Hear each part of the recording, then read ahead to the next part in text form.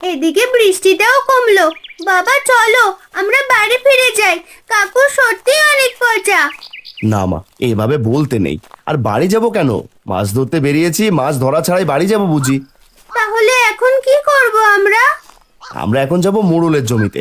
ওখানে গিয়ে দেখি কোনো মাছ পাই নাকি। ঠিক আছে বাবা, তাই চলো।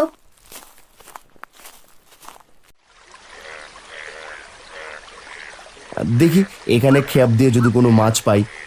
হারান সেখানে অনেকবার চেষ্টা করেও কোনো মাছ পেল না।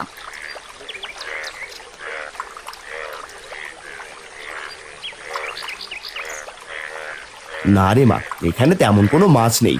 আর চল এখান থেকে চলে যাই। বাবা আর একবার দিয়ে দেখো, যদি কিছু পাও। এতবার দিয়েও পেলাম না, আর এখন পাবো? আচ্ছা দিয়েই দেখি।